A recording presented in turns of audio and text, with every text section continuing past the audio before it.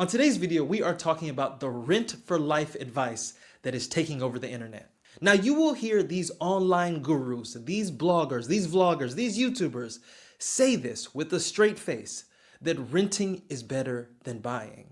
We call these the rent forever gurus. And they don't always come right out and say it like that. They mask it with different types of slogans or phrases. They say things like, buying a home doesn't make sense right now. Sounds rational, but often it's used to justify never buying. They say it's smarter to rent and invest the difference. Sounds like a plan, but most people never actually invest the difference. They say renting gives you more freedom, and that sounds empowering. But in reality, renters have less control, not more. They say a house is a liability and not an asset. Now that sounds clever, but tell that to the millions of people who built their wealth through home equity. Hey guys, Robert here. Welcome back to the channel. I want to bring some information from real people that have done what it is that they're talking about. And so this gentleman and his wife, multimillionaires, several properties purchased. And so they can show you proof of what it is that they're doing and do so in a balanced way.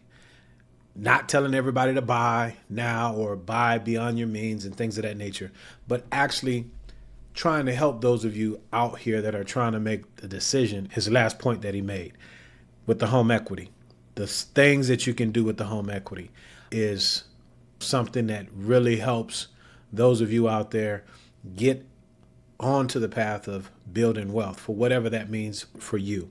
Some of the slogans and the terms that they use to prevent those of you from buying that might be a little discouraged right now, saying that you're going to be tied down and locked down and you have maintenance fees and things of that nature. Well, anything worth having, you're going to have to invest in. And I know that might sound tongue in cheek, but just think about it. Renters don't have control. I don't know if you've rented for the last 5 years and if you had to move 2 or 3 times, but I'm sure if you're honest, that's not something that you like to do. But in the same token, that doesn't mean that you should buy a house. Again, it's case by case.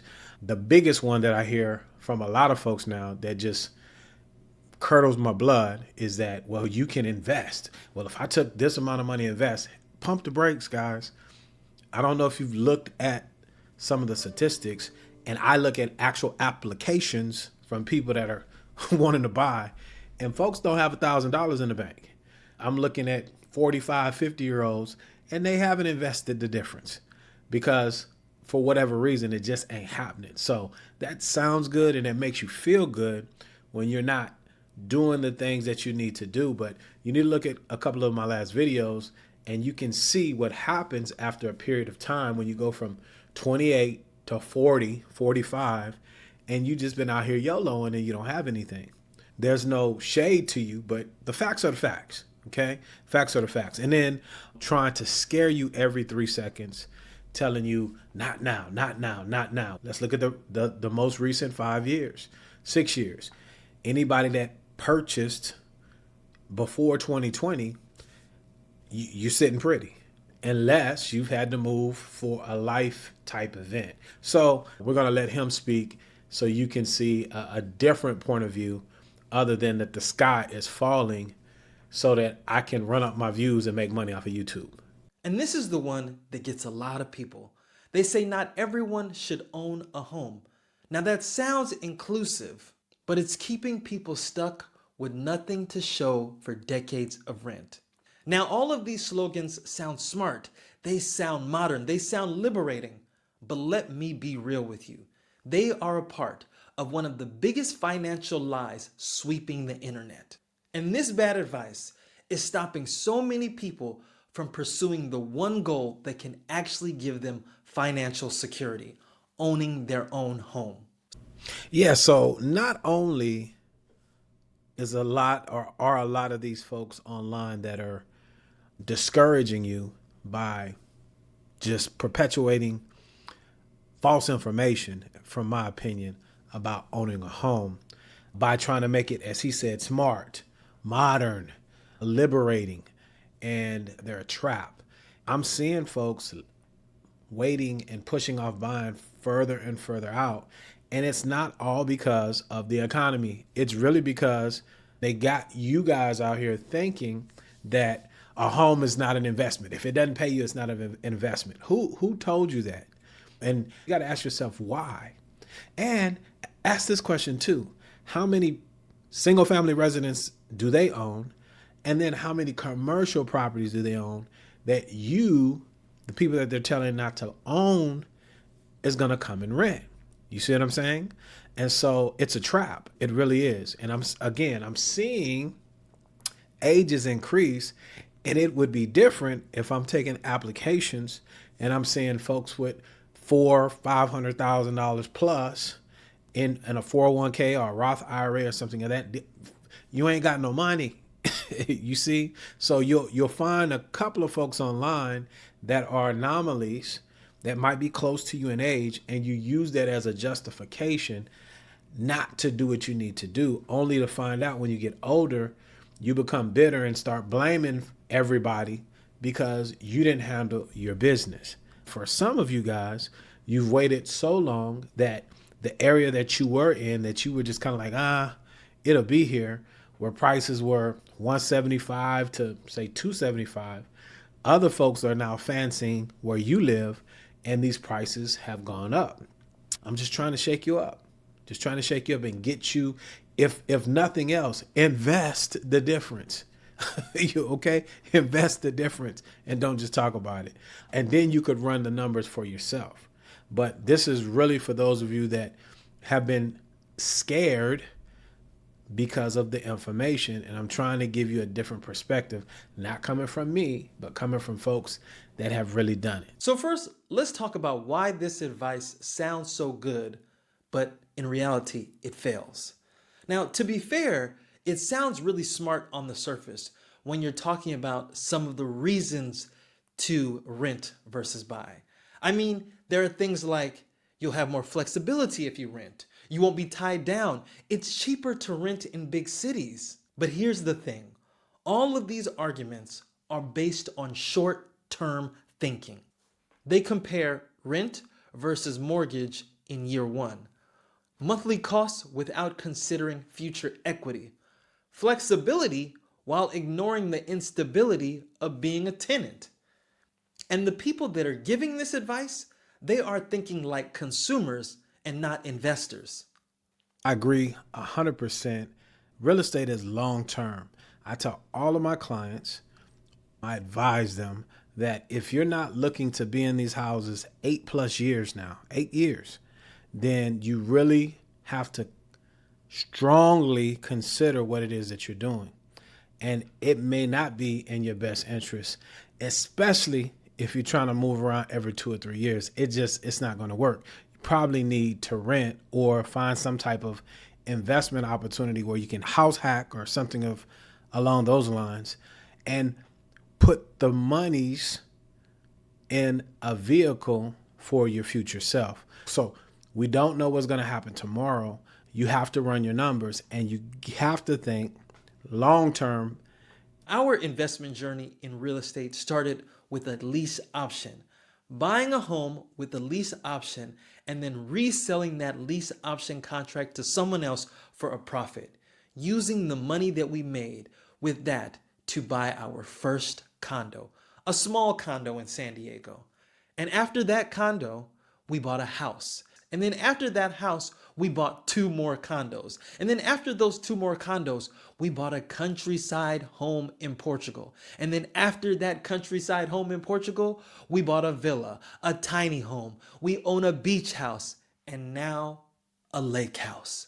You see, all of these home acquisitions would not have been possible if we had have been thinking of renting our entire life. We would not have been able to ladder up in that way. And what you'll notice about our journey is we didn't jump right into luxury. We use every property as a stepping stone.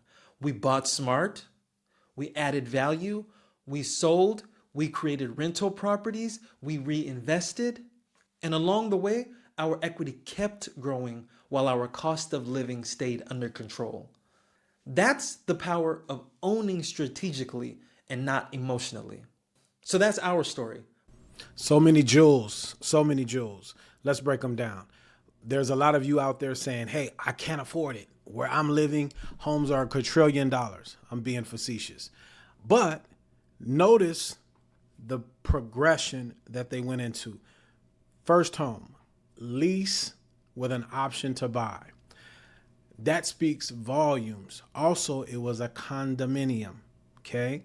And they had a plan that you heard him outline, but they had a plan. And it's a they, because two is better than one. Just some clues if you're not picking up on them. And so as we distill those things, luxury was not the goal at this time. Too many of us are trying to impress people that we don't know. They don't know us. And the folks that do know you, they probably don't like you, most of them, respectfully. And so when you have a plan of action and a goal that you want to achieve, it's a beautiful thing. Most of you out there that are regretting a home purchase at this time, honestly, number one, you were not ready. Number two, you went to a professional that really did a disservice for you because you're just a transaction. I want to speak to the other side, balanced, and show you people that actually have been successful in doing what a lot of these parrots are saying that's not possible. It's possible if you're ready and you have a plan. But let's dig down deeper into what the internet is lying to you about. You see, the internet loves to tell a one-sided story with numbers that aren't realistic when you look at them over the long run. And I'll give you an example of what I mean. Let's take New York City, for example, one of the most expensive cities in the world to buy a home in, and also one of the most expensive cities in the world to rent a home in. But these financial gurus will tell you that even in New York, it is much better to rent than it is to own. You should rent forever in New York City if you plan on living there forever. Well, let's take a look at that scenario. Let's say in New York City, your rent might be $3,000 a month. That same apartment next door might cost you $6,000 a month to own it. Now, at first glance, this sounds insane. To own that same home costs double than it is to rent it. But here's what the internet is not telling you. Rent goes up every single year in New York City. That mortgage, that stays the same. And after 15, 20, 30 years, that owner is mortgage free. On the other hand, that renter is still paying rent after decades and decades. And more than likely, that rent is far higher than that mortgage would have been. You see, rent is never fixed. Even in rent control situation, the rent still goes up. You see, across the world, it is very, very rare to have your rent never change. Rent goes up. But a mortgage, that's locked in. And eventually, it's gone. You see, the owner builds equity, the renter builds nothing. So yeah, I love his example about the New York property because he was a West Coast guy. The real estate that he was buying and is currently buying is comparable to New York. And when you look at the numbers, it's relative to where you are. Here's the issue that I'm seeing. Most people today that do a lot of the complaining are really stuck in 1980, 1990, and it's 2025. What do I mean by that? Respectfully, costs are up. Whatever your vice is, if you drink cold drinks, soda pops, pop, wherever you from, whatever it's called, candy, cigarettes, whatever it is, Happy Meals. Do you notice what the prices are? It's called inflation. Okay. And so he just mentioned in his video, a lot of you think you want to exodus and go to these other places. Rent goes up all around the world. And you're not going to be able to run from the costs that are here. We have to learn how to live beneath our means. We have to learn how to buy right. We have to learn how to not try to keep up with the Joneses. And you have to produce. Work. Four-letter word. And when you heap on debt and all these things, or you try to hide in a corner, eventually it's going to catch up to you. And it catches up to all of us, right? I'm having to be more productive. It's just what it is. And so all of these folks that you see, that supposedly are trillionaires and billionaires, they produce. You got to ask yourself, why are you trying to get somewhere and chill? When you change your mindset, you can see a lot of the things that he's saying, because rent is going to go up. It's a business. And you don't want to find yourself in a position where you're speaking to us and crying to us on the internet that have no control. That's that word that he used with the renters, right? You have no control. And you don't want to put 10, 15, 20 years into something and it just was a transaction. There's no membership, and membership has its privileges. So hopefully you hear my heart in this. As I summarize, thank you, sir. You've done an excellent job. And his channel information will be below. You guys can learn a lot from him as far as investing. They put their whole life online, and it's legit. And they're not trying to scare the HE double hockey sticks out of you. They're trying to give you solutions. That's what we need now. But if you're someone that's, looking for someone else to take care of you, it may not seem realistic. It might not be for you, so you might not want to watch. You see what I'm saying? But for those of you that are saying, you know what, I hear what you're saying, Robert. I have been afraid based upon all this information I'm getting. This is what I would encourage you to do. Get with the lender that you know, like, and trust, and apply. Do the application, submit your documentation, and let the numbers guide you. If you're in one of those positions in life, you've formed a family, you got a new addition coming, you have a new job opportunity somewhere, you're downsizing, you're looking to invest, there's got to be a reason why you want to buy. And if you fit into one of those boxes and you don't have anybody, I would love the opportunity to have a conversation with you to see if we're a fit and to show you what your numbers look like and help you interpret them to achieve your goals, whatever those are. So my contact information is pinned in the top comment or the description below. I want you guys to watch this next video. Cautionary tale about someone that rented for 47 years only to find out that they were going to get evicted. I don't want that to happen to you. My time is up, but I thank you for yours. As I always say, guys, let's be good to one another. Let grace abound. And until the next time, indeed, y'all stay blessed.